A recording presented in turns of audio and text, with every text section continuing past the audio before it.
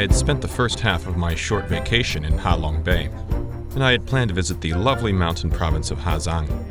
But unfortunately, my travel buddy had to cancel at the last minute, making me change plans. Instead, I decided to go to Sapa. It's a bit more touristy, but it's still in the mountains. Of course, I have to pack light, so extra camera, too heavy. A certain guidebook for Vietnam. I'm an expat. I wouldn't be caught dead with this in my hands in public. Let's see what else I've got. One extra pair of long pants, shorts, short sleeve shirt, t-shirt, extra underwear, hat, of course, camp towel, rain pants, socks, sunscreen, sunglasses, phrase book that will come in handy, passport, yes, playing cards. Earplugs, extremely important in a third world country, as are sleeping pills, toothbrush, bottle opener, altimeter watch, backpack, and one more thing. My heavy leather A2 jacket. Do I really want to lug this around? It is the middle of summer. May as well. I may regret that though. The bag quickly packed, I headed out of my apartment on my way to the railway station.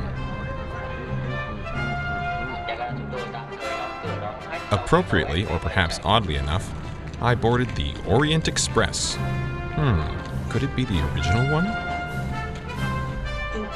And found my way to the sleeper car in my fairly luxurious berth. The train pulled away into the night, not giving me much of a view of the scenery.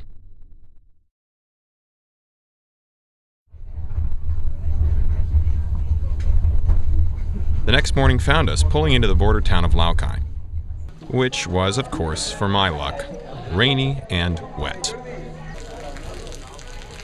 A short wait later, I and several other tourists were in a van and cruising up the mountain road, which must have been beautiful on a clear day. It took less than an hour to arrive at the mountain town of Sapa. The bus dropped me off at a hotel where I met our tour guides, young ladies of the Black Hmong tribe. They rallied the tour group, putting us in rain gear, then led us out through the wet streets of the town.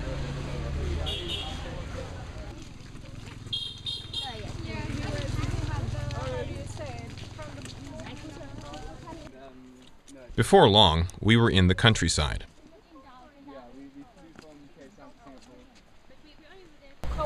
It's 10 o'clock and I'm in Sapa. I've slept about 2 hours in the train.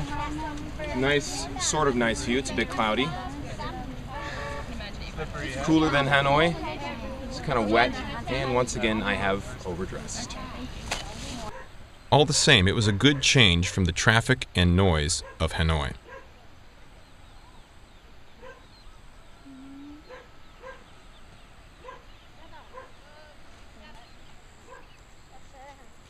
It was a difficult trek through the slippery mud.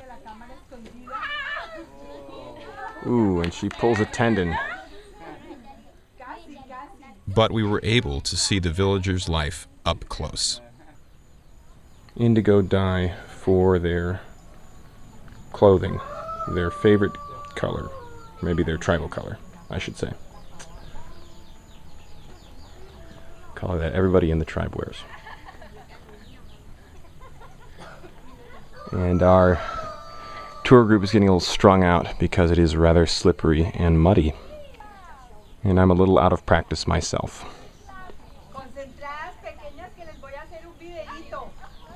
Not the easiest trail to use. Out on the rice fields, ooh, slippery.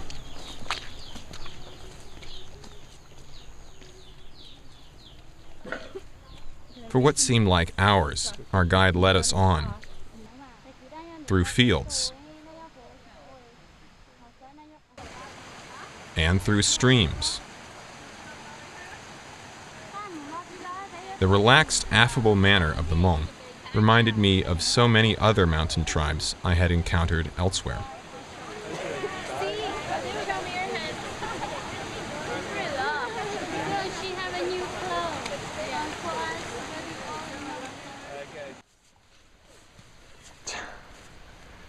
See how easygoing these water buffalo are. There he goes. Ah.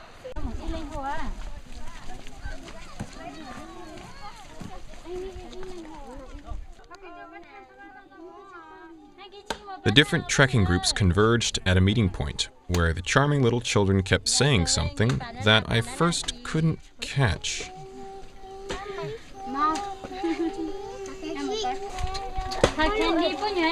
Oh, they want you to give them candy, that's what it is. You know, they say yellow candy, yellow candy. Favorite words are hello, candy. Luckily they're not too persistent. The hello candy break was all too short. We were back to the trail.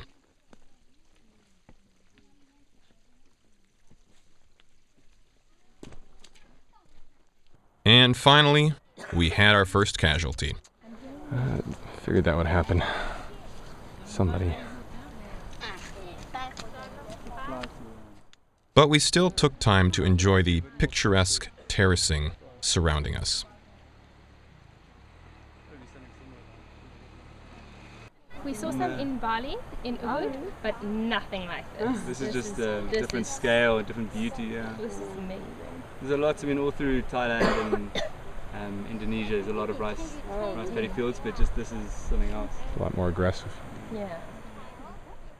Eventually we made it down to the river, where we would stop for lunch. Late in the afternoon, we began to make our way through the villages, where we were deposited in small groups at various houses for the night. It was a fairly nice house. The family lived downstairs, and we would be staying up in the loft.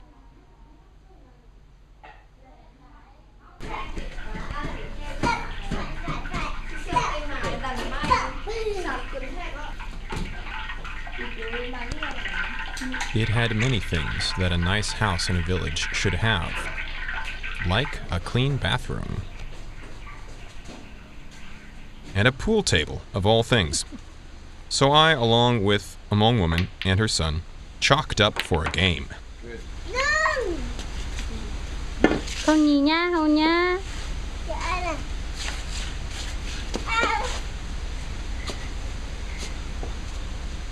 Nè, ông Tây đánh với A nè. Con xem nào. Thôi con xin. Yeah. Oh, he almost got one. Yeah. Ông Tây á. Lao Cai is not going to get this one.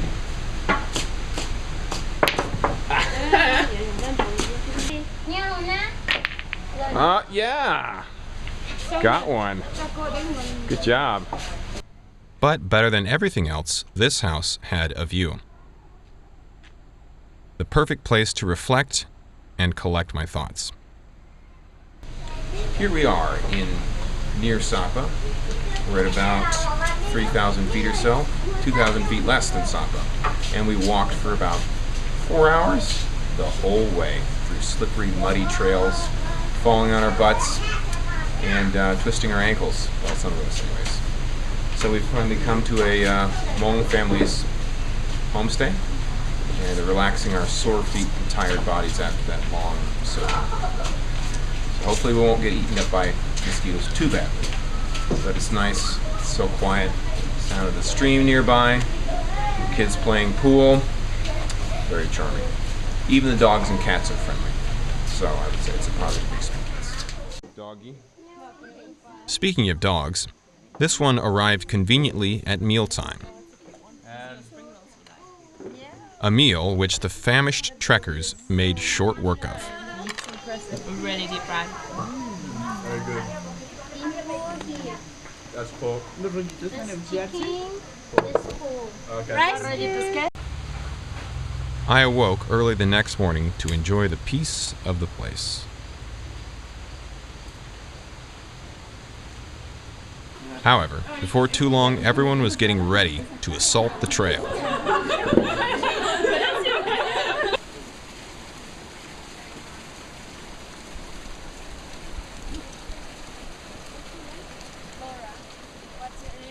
A few hours through the fields, and we made it to a waterfall.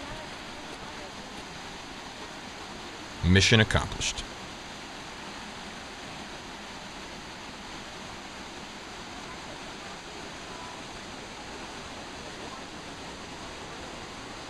Then we had to make our way through a village and through the saleswomen. And you bought it for 40? They go down, down, down. No, I want it. I don't want. Kom duck. Oh, there it is. Yes. She mysteriously found the change. This one sold me 3. She's 4 years old. Pretty good. You drove a pretty hard bargain. It's too much. Pretty tough customers. Finishing back at the hotel, I took one more quiet stroll through the mist.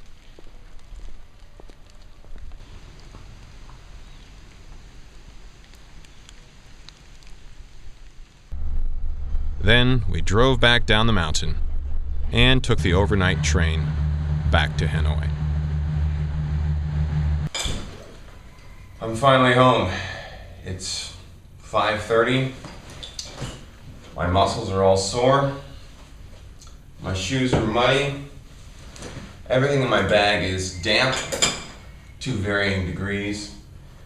And I really didn't need to bring this jacket. It wasn't that cold. I only used it about a few hours I was there. So I should have just brought a sweater. Well, next time I'll pack light. Live and learn. My name is Caleb, and this is Sapa, Vietnam's trekking capital.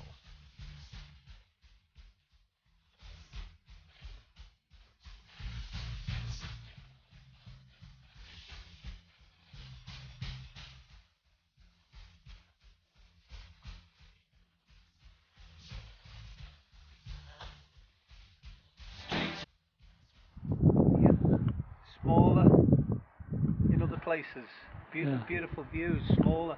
Yeah. Everywhere you look.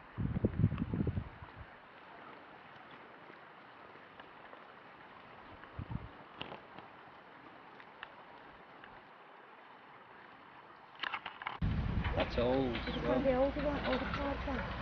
Yeah, are you one of the older tribe? We are, yes, we're the older tribe. Among Yeah, tribe of the among oldest? tribe. Yeah, like here we have like all the local around Sapa, we have 6 tribes, but all Black Hawk Hmong like 100%, and we Black Hawk Hmong we have like 35% Hmong, or like 65% of the different tribes. So they call them black Hmong because you wear black? Yeah, Is that why it's called black Hmong? Oh no, because But secondary school has no one to study.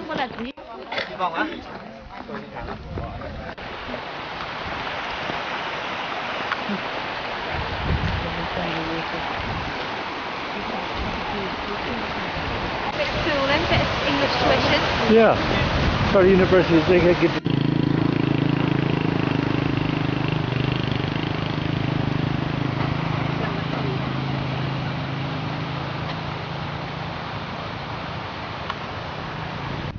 Here we don't have all around here. This new. When like I just 15 when I come in, I just saw them do that. So this very new. When the old one, when we go to somewhere, I saw that. I will show you. Okay. Yeah. Yep. We have parties in the village, or we have the dinner, and we have the local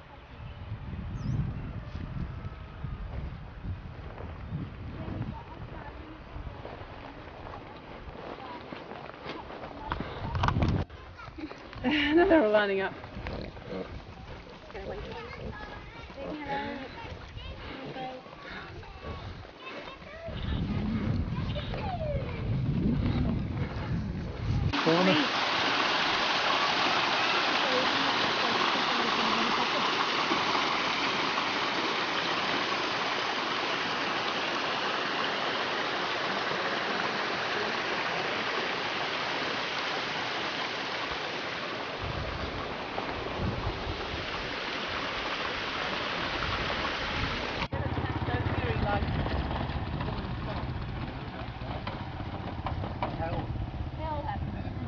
I'll put you on YouTube.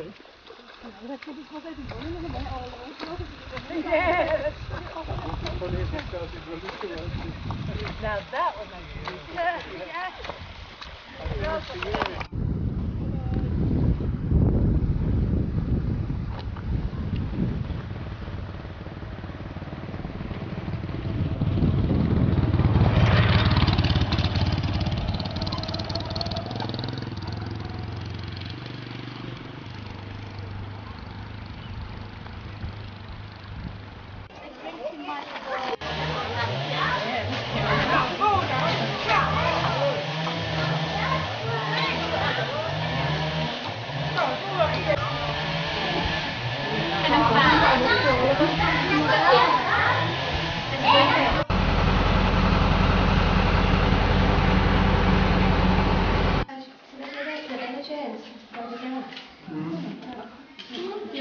Do they go this way to the village? No, I don't kind of go to the village. That's the cave, the village in around here.